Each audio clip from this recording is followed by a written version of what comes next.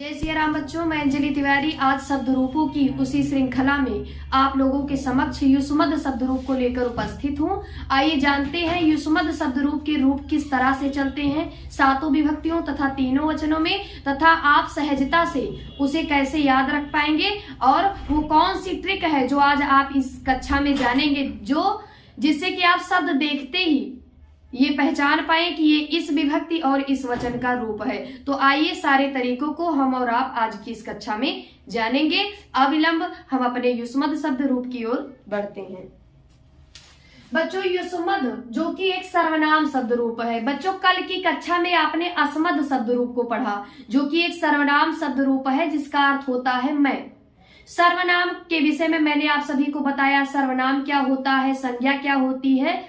तो आज युष्मद शब्द रूप को केवल हम देखेंगे इस कक्षा में। युष्मद यानी जिसका मतलब होता है तुम, ये भी संज्ञा के किसी नाम के बदले ही आता है, इसलिए ये क्या है, सर्वनाम है। तो युष्मद शब्द रूप जो है बच्चों वो अस्मद शब्द रूप से बहुत कुछ मिलता जुलता है।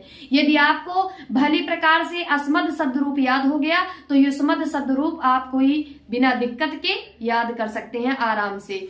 आइए पहले एक एक हम देखेंगे, एक एक वचन का सातों विभक्तियों में, फिर द्विवचन का, फिर बहुवचन का।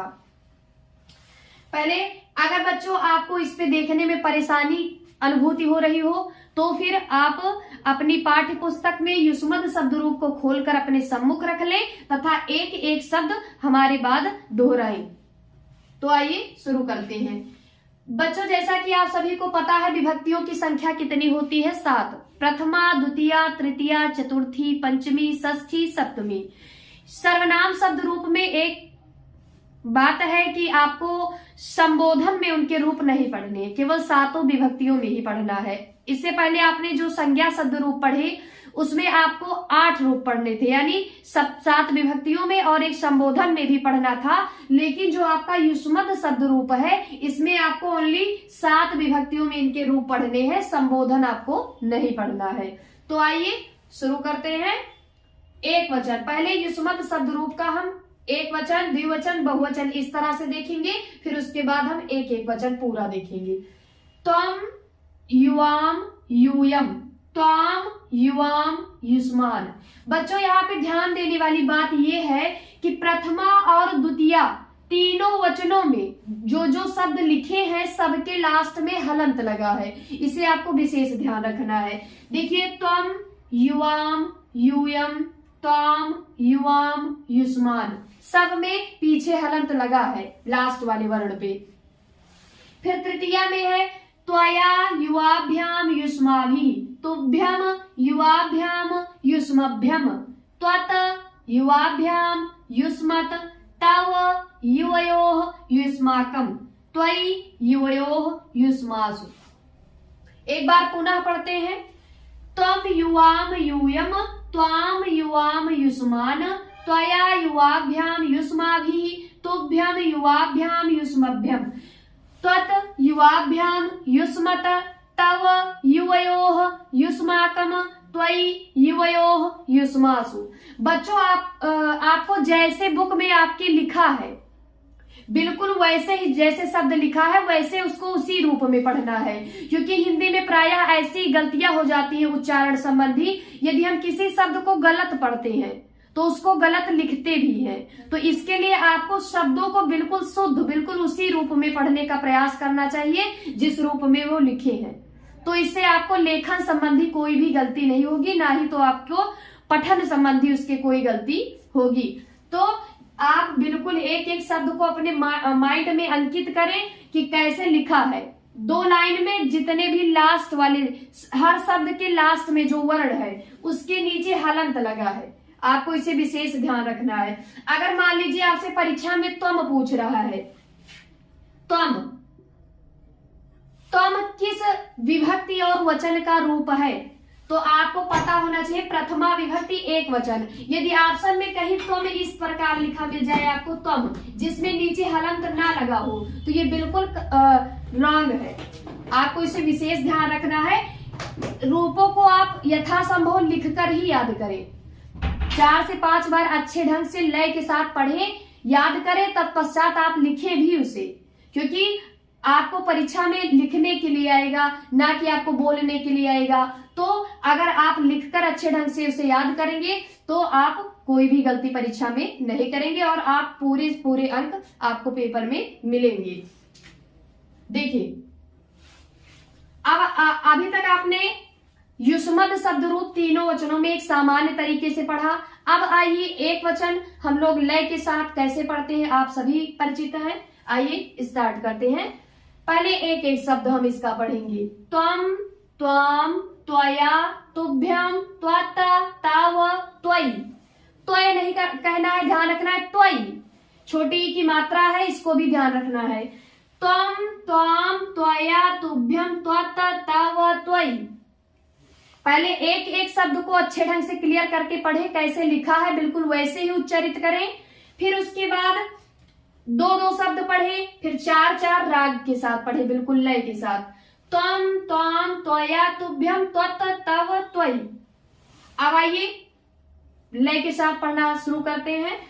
त्वम, त्वाम, त्वया, तुभ्यम, त्वत, तव, त्वयि रे। त्वम, त्वाम, त्वया, तुभ्यम, त्वत, तव, त्वयि रे। यहाँ पे रे आपको केवल लय बनाने के लिए आप इसका प्रयोग कर रहे हैं, ना कि त्वयि रे लिखा है। केवल रे का प्रयोग हम लोग केवल लय के लिए कर रहे हैं, ऐसा आपको मानना है। त्वम, त्वाम, त्वया, तुभ्यम, त्वत, तव, त्वयि रे। त्वम, त्वाम, त्वया, तुभ्यम, त्वत, तव, त्वयि रे। इस तरह से आप याद कर सकते हैं गा के। 3 से 4 बार आप कोई भी काम करें, साथ में गुनगुनाते रहे, आपको अच्छे ढंग से याद हो जाएगा। यदि आपने अस्मद का याद कर लिया तो आपको युष्मद का आसानी से याद हो जाएगा। यदि आपने युष्मद का याद कर लिया तो आपको अस्मद का रूप याद हो जाएगा आसानी से, क्योंकि दोनों रूप में बहुत कुछ समानता है। उस अस्मद शब्द रूप कैसे चलता था? आहम, माम, मया, मह्यम, मता, मम, मयि रे। आहम, माम, मया, मह्यम, मता, मम, मयि रे। ठीक उसी प्रकार युष्मद का चलेगा। त्वम, त्वाम, त्वया, तुभ्यम, त्वत, तव, त्वयि रे। त्वम, त्वाम, त्वया, तुभ्यम, त्वत, तव, त्वयि रे। तो आप देख सकते हैं बच्चों, त्वम, त्वाम, देखिए त्वम, त्वाम क्या, यानी प्रथमा एक वचन में क्या है? त्वम बना है, और द्वितीय एक वचन में क्या बना है? त्वाम बना है। केवल वहां पे एक मात्रा खींच दी गई है बस। त्वम, त्वाम हो जाएगा। त्वया यानी बड़ा आ की मात्रा आएगी, तो ऐसे में मैंने बताया है तृतीय विभक्ति एक वचन होगा। तुभ्यम, तुभ्यम चतुर्थी विभक्ति एक वचन। त्वत पंचमी विभक्ति एक वचन। तव षष्ठी विभक्ति एक वचन। सप्तमी विभक्ति का एक वचन क्या होगा? त्वयि। त्वम, त्वाम, त्वया, तुभ्यम, त्वत, तव, त्वयि। इस तरह से आप इसे गा के एक वचन याद कर सकते हैं, और द्विवचन और बहुवचन अभी हम आपको ट्रिक से बताते हैं कैसे आप याद रख पाएंगे इसे। देखिए बच्चों, ये वाला क्लियर? त्वम, त्वाम, त्वया, तुभ्यम, त्वत, तव, त्वयि। त्वम, त्वाम, त्वया, तुभ्यम, त्वत, तव, त्वयि। तो अगर आपसे पूछेगा त्वत, तो आप तुरंत एक बार गा लीजिए इसको। त्वम, त्वाम, त्वया, तुभ्यम, त्वत, तव, त्वयि रे। त्वत यानी पंचमी विभक्ति एक वचन का रूप है। या त्वाम पूछे, त्वम, त्वाम, त्वया, तुभ्यम, त्वत, तव, त्वयि रे, तो आप त्वाम यानी तुरंत आपको पता चल जाएगा कि द्वितीय विभक्ति एक वचन का रूप है।